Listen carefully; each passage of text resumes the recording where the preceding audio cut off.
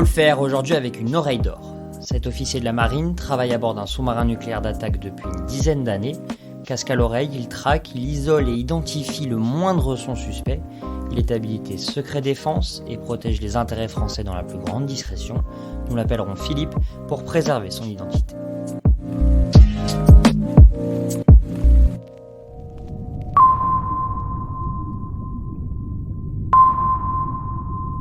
Bonjour Philippe. Bonjour.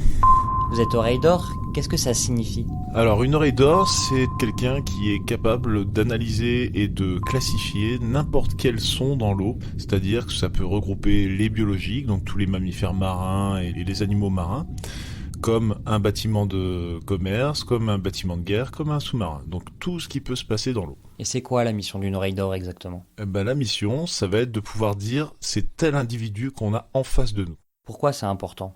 Parce que c'est important de savoir qui on a en face de nous, puisque ça n'est pas la même mission derrière. Si on doit surveiller, si on doit engager, si on doit concrètement couler un bateau, c'est savoir dire que ce bateau-là, c'est bien lui et qu'on va pas engager un mauvais bateau qui ne serait pas du tout concerné par la situation. Donc aujourd'hui, on n'est pas capable de se passer d'un analyste humain. Non. On n'est pas capable. La machine va faire un bon boulot en disant ça rentre dans la fourchette de données, mais l'analyste, lui, va confirmer derrière et être sûr du bon jugement, de la bonne classification de bateau. Et pourquoi c'est si important, les sons, les bruits, quand on est à bord d'un sous-marin ? Alors c'est important parce que nous naviguons sous l'eau, donc déjà nous n'avons pas la vue. On navigue à une certaine profondeur, je ne pourrais pas préciser parce que ça fait partie du domaine du secret. Le seul moyen de se guider ou d'agir sur une menace, ça va être l'oreille. C'est primordial que nous ne trompions pas sur ce phénomène-là. Et qu'est-ce que vous cherchez sous l'eau ? On cherche des bâtiments de guerre essentiellement, parce que nous avons une vocation militaire. Donc quand je dis bâtiments de guerre, ce sont et les sous-marins et les bâtiments de surface. Après, nous analysons aussi tous les commerces, donc c'est-à-dire les bâtiments de transport de marchandises, etc. Parce que même dans ces bâtiments-là, il y a aussi des navires suspects. Ces navires d'intérêt, ils peuvent transporter aussi des armes. Ça concerne aussi le domaine militaire. Et à partir du moment où vous avez détecté un bruit qui vous intrigue ou qui vous semble suspect, quelle est la procédure ? La procédure, ça va être déjà d'être sûr que ce bateau-là, c'est bien le bateau incriminé. Une fois que c'est sûr, derrière, le commandant va être averti que nous avons la cible à l'écoute. Le commandant va prendre une décision. Est-ce qu'on poursuit cette cible ? Est-ce qu'on prend des renseignements acoustiques pour voir si ces machines, etc., ces signatures acoustiques n'ont pas évolué, pour faire un recueil de renseignements. Et nous pouvons rester silencieusement à faire notre mission, à continuer à évoluer dans l'eau. Et quelles sont les menaces ? Comment se fait-il que la marine ait encore besoin des oreilles d'or aujourd'hui ?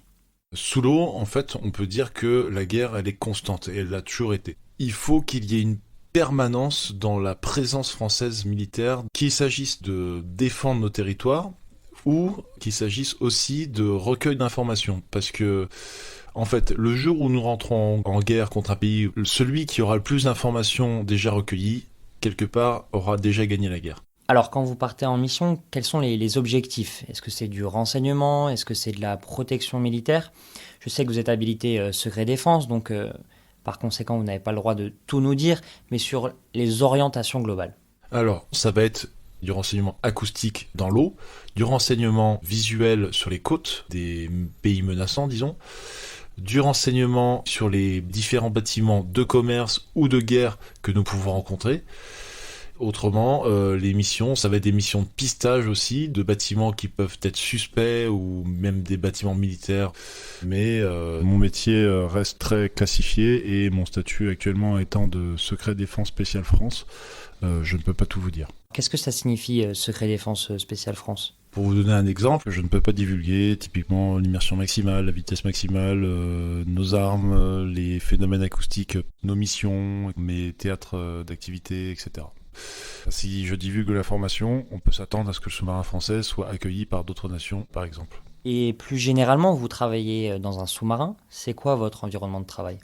Un sous-marin, vous imaginez bien que c'est pas très grand. C'est un environnement qui est très étroit, très dangereux par lui-même parce que nous évoluons des centaines de mètres sous l'eau. Et la moindre faute peut causer la perte du sous-marin. C'est un milieu où il faut être hyper attentif et il faut vraiment faire attention à tout ce qu'on fait, à tout ce qu'on dit. Ça peut engendrer des conséquences assez graves. C'est vraiment très hostile. Est-ce que vous pouvez nous décrire le centre d'opération, qui est le lieu où vous passez le plus clair de votre temps? Faut imaginer un couloir qui fait 2 mètres de largeur sur moins d'une dizaine de mètres de longueur, où on met les consoles d'un côté, les opérateurs juste derrière. Et au niveau lumière, bien sûr, tout est au minimum, donc c'est-à-dire que nous ne voyons que par la lumière des écrans que nous avons. Il n'y a pas de lumière particulière, parce que ça pourrait gêner le travail des opérateurs qui ont besoin d'avoir les yeux sur leurs écrans constamment. Ils ne peuvent pas lever les yeux ni tourner la tête. Du coup, à partir du moment où il y a une lumière qui serait mise derrière eux, ils pourraient être gênés. Donc on plonge le central dans un noir complet, pour que eux puissent travailler dans des conditions optimales. Et il y a combien de personnes alors avec vous? Combien vous êtes? Il y a 2 types de méthodes. Il y a travail en tiers ou en bordée. Si nous travaillons en tiers, nous sommes en effectif réduit. Nous sommes 6. Et si nous passons en situation un peu plus délicate, nous passons en bordée. Et là, les effectifs sont renforcés, donc tous les postes sont quasiment doublés. Dans un sous-marin, on imagine que vous avez besoin d'être très concentré, qu'il y ait tout le temps quelqu'un qui travaille. Alors expliquez-nous, comment ça fonctionne? Est-ce qu'il y a des relais, des équipes? Qu'est-ce qui se passe? C'est un système de quarts. On a un relais tous les 4 heures, donc c'est divisé en 3 parties l'équipage. Vous faites 4 heures et après vous avez 8 heures de repos. Après les 8 heures de repos, on reprendra le quart et ça continue perpétuellement. Sauf dans les cas un peu plus délicats, comme je vous ai dit tout à l'heure, où on passe en bordée et là effectivement l'équipage est renforcé, donc du coup là on tourne tous les 6 heures. On peut pas se permettre de lâcher prise pendant ne serait-ce qu'une minute. Si on lâche prise une minute, on peut rater quelque chose, on peut mettre en danger le sous-marin puisqu'on peut rentrer en collision par exemple. Alors vous n'êtes pas toujours à bord d'un sous-marin, alors à quoi ça ressemble le travail d'une oreille d'or quand elle n'est pas sous l'eau? Le cycle d'un sous-marinier, c'est très simple. C'est une première période d'entraînement où chaque sous-marinier va remettre sa qualification en jeu chaque année. Donc c'est un entraînement qui se passe en simulateur, on reconstitue les conditions du sous-marin. Il y a un proverbe qui se dit très bien dans la marine, ou même dans l'armée, en général, c'est entraînement difficile, guerre facile.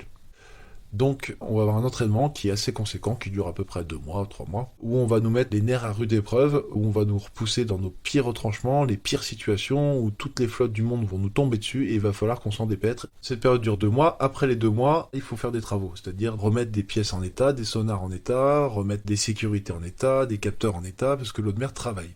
Donc il y a une période de travaux qui dure à peu près 2 mois, et une fois les 2 mois terminés, là on va partir en mer, pour la mission, disons entre 1 et 6 mois. On peut partir pour 1 mois à la base et finir 6 mois après.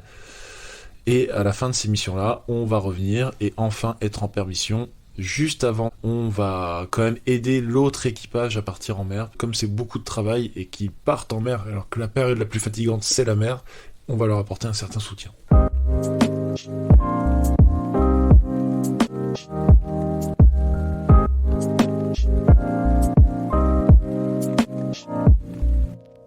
Philippe, vous êtes oreille d'or et ce depuis plusieurs années. Pourquoi vous vous êtes engagé dans la marine? J'ai toujours voulu bosser sur l'eau, donc le côté mer, j'ai jamais pu m'en dépêtrer. Il fallait que je travaille sur l'eau. Pour trouver ma voie, je me suis dit pourquoi pas l'armée. Et effectivement, en fait, quand je suis rentré, quand j'ai incorporé l'armée, je me suis retrouvé dans quasiment toutes les valeurs, dans cette rigueur de travail, dans cet esprit de corps, dans cette ambiance de cohésion d'équipe, etc. Et du coup, ça m'a très très vite plu et j'ai tout de suite collé à l'institution. Et c'est ce qui fait que maintenant j'y suis encore. Et sur le métier d'oreille d'or en particulier, qu'est-ce que vous en saviez avant de commencer à le pratiquer? Ce que j'en savais, c'était ce que je voyais à travers les films. Et à travers les films, en fait, je voyais le métier d'oreille d'or comme la pointe de ce qui pouvait se passer dans le sous-marin, puisque finalement, on ne parle pas franchement des mécaniciens, alors que c'est un métier tout aussi passionnant, des atomiciens, des électriciens, etc. On voit toujours le côté opérationnel. Et le côté opérationnel, je trouve que ça touche un peu à tout. Ça ressemble à quoi la vie quotidienne dans un sous-marin? Où est-ce que vous dormez? Qu'est-ce que vous mangez? Quelles sont vos distractions? Déjà, vous êtes coupé du monde. Donc à partir de ce moment-là, il n'y a pas de télévision, il n'y a pas de téléphone, il n'y a pas de courrier, il n'y a rien. Il n'y a pas de mail, il n'y a pas d'internet. Donc ce qu'on fait, on enregistre beaucoup d'émissions documentaires, on enregistre beaucoup de films, on enregistre beaucoup de choses. On lit beaucoup aussi dans les sous-mariniers. On peut même s'organiser des lotos, on peut s'organiser des belotes. Ce qu'il faut savoir, c'est que déjà, le seul plaisir qu'on ait sous l'eau, en plus du travail bien sûr, qui reste notre passion, c'est partager de bons repas. Et c'est le seul moment où tout l'équipage se rassemble, partage de bons moments, on échange sur nos différentes activités et même sur notre vie en dehors de tout ça. Donc c'est très très important qu'on mange bien. Franchement, chaque cuisinier, moi je leur mettrais personnellement des étoiles. Donc oui, c'est excellent. Aujourd'hui, qu'est-ce qui vous attire encore dans ce métier ? C'est que ce métier-là évolue tout le temps, on voit toujours des menaces différentes, on voit toujours des situations différentes et que c'est jamais monotone. C'est très passionnant comme métier puisqu'on est à la pointe du renseignement géopolitique. Le sous-marin d'attaque est une vraie centrale de renseignement. La dernière antenne, la plus longue, sert à intercepter toutes les conversations. Téléphone mobile de particuliers ou d'entreprises, conversations envoyées à partir d'ambassades ou de palais présidentiels. On est vraiment nous sommes la pointe de la flèche à ce niveau-là. Mais ça implique beaucoup d'investissement. Une mission, ça représente combien de temps passé sous l'eau à peu près ? Alors moi, me concernant, la plus grande mission que j'ai eue, ça a duré 4 mois et demi. Après, la plus petite, ça a été 1 mois et demi. Donc je pense pouvoir estimer qu'en un certain nombre d'années de service, les missions évoluent entre 1 et 5 mois, disons. J'ai comptabilisé, là, j'en suis à peu près à 15 000 heures de plongée. 15 000 heures de plongée, nous on parle en heures, on ne parle pas en jours ni en mois. Donc il faudra faire le calcul, ça équivaut à 1 an et demi de plongée. Et quand on pense à ça, qu'est-ce qu'on se dit ?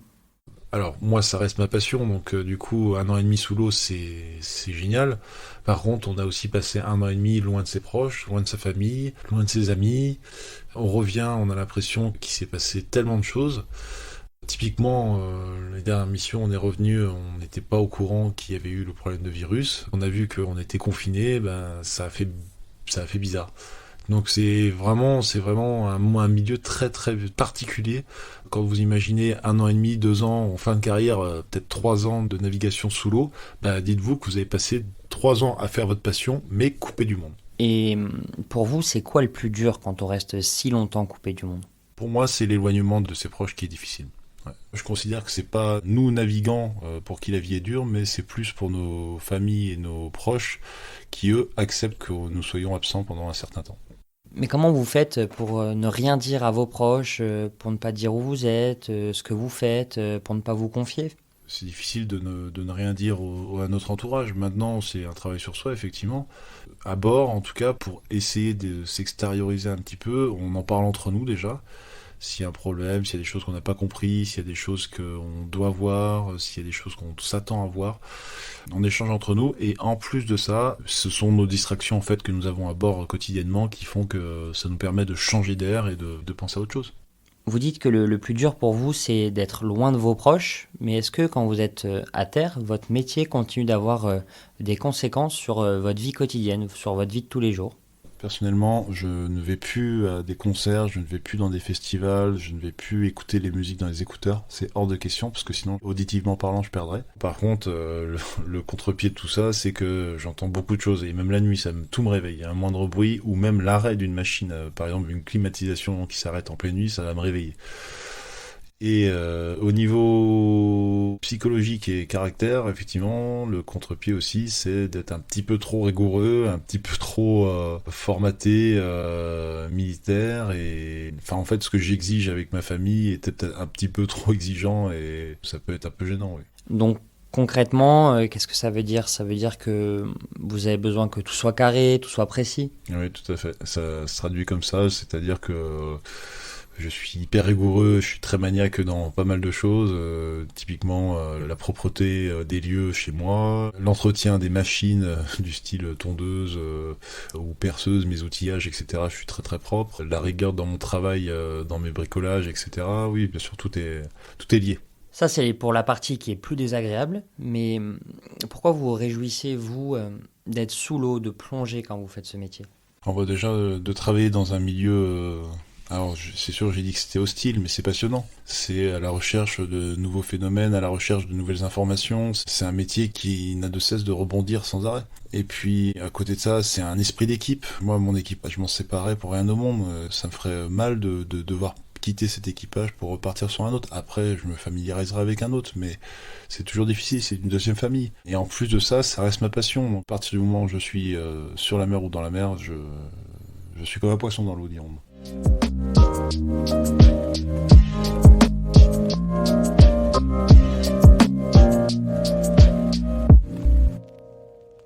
quoi ressemblent les sons de navires ou de sous-marins que vous, au Raidor, vous écoutez quand vous êtes sous l'eau? Pour vous donner un exemple, et je vais vous le faire auditivement comme ça, un navire de commerce va avoir un aspect claquant, un aspect fort, un aspect bruyant, qui est absolument pas discret. Je vais vous le faire en grossier, ça va faire du... Voilà, et ça c'est son hélice par exemple. Déjà, là on sait que ça va pas être un navire discret, donc il y a très peu de chances que ce soit un guerre. Un guerre, lui, par contre, en surface, un bateau, lui va être un peu plus, naturellement, plus feutré, plus discret. Ça va faire un truc du style...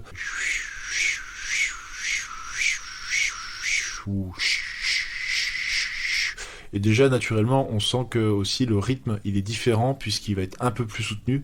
Normalement, un navire de commerce a une vitesse et une allure, il va d'un point A à un point B, il va pas bouger. Alors qu'un navire de guerre, il évolue tout le temps. Donc si déjà il évolue en vitesse de rotation d'hélice, on peut se poser des questions. En plus de ça, s'il a des routes qui sont erratiques, là, c'est quasiment sûr que c'est un guerre. Quand vous dites erratique...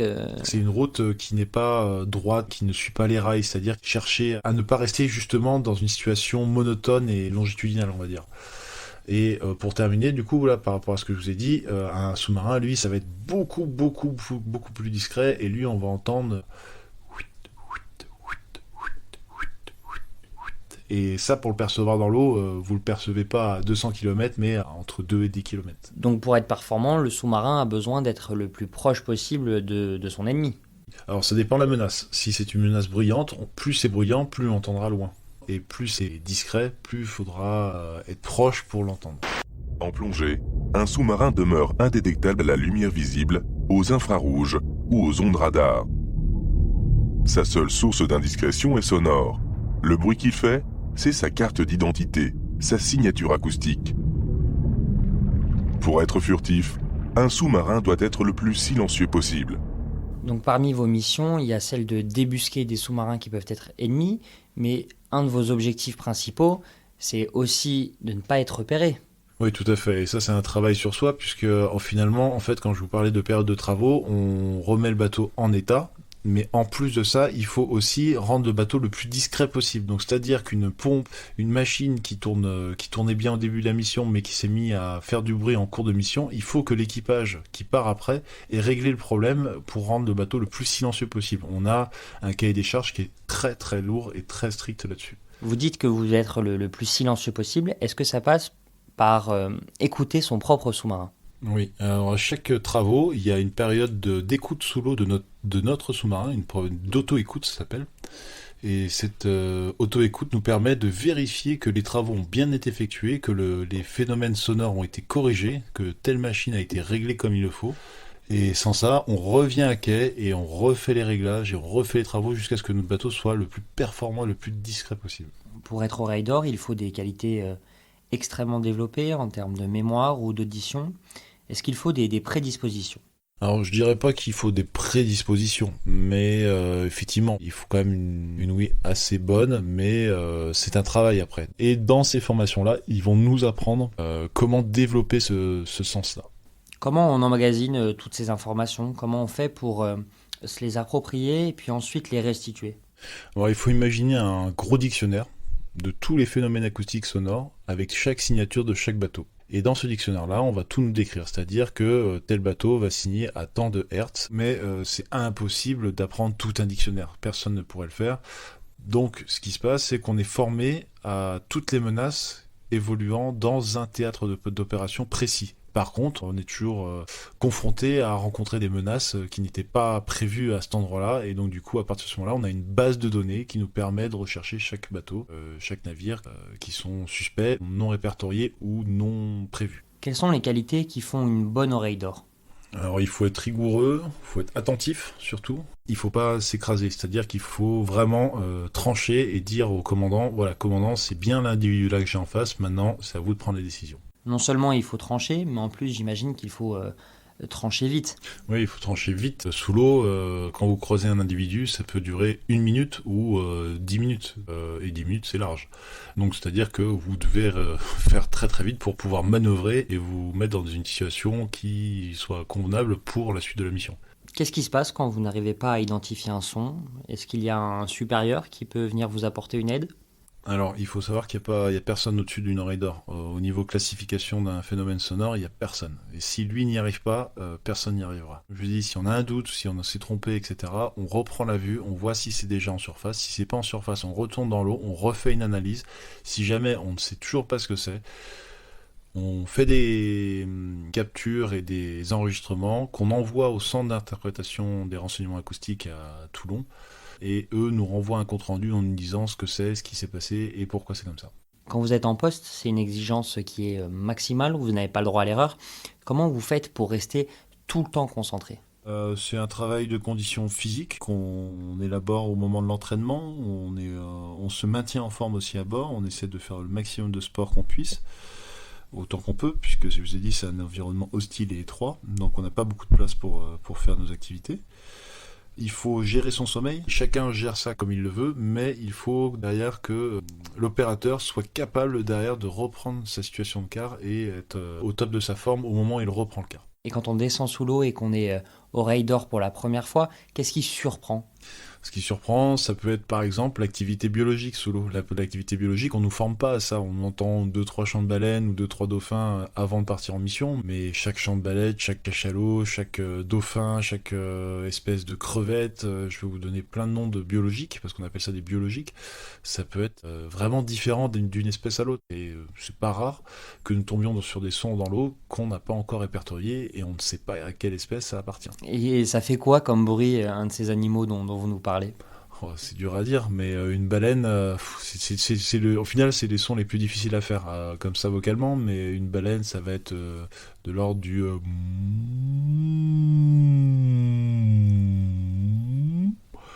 Un dauphin, ça va être...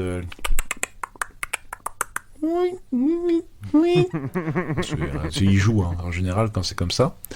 Ou un cachalot, ça va être un rythme, et c'est là que c'est difficile. Des fois, il y a des opérateurs qui le confondent avec un bateau, parce que c'est un rythme très précis. Ça va faire du...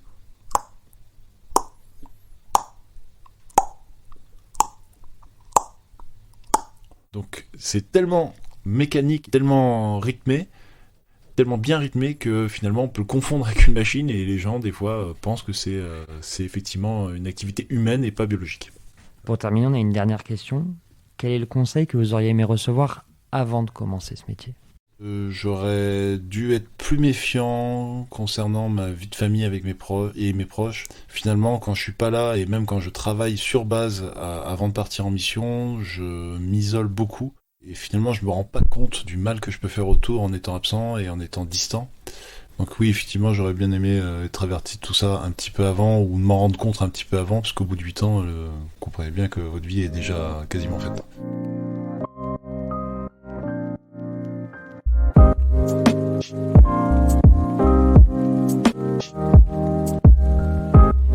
Merci Philippe d'avoir répondu aux questions de Faut le faire. Je vous en prie, merci. Faut le faire, c'est le podcast qui vous fait découvrir un métier, c'est disponible sur toutes les plateformes. Si cet épisode vous a plu, vous pouvez le partager et vous abonner sur votre application préférée.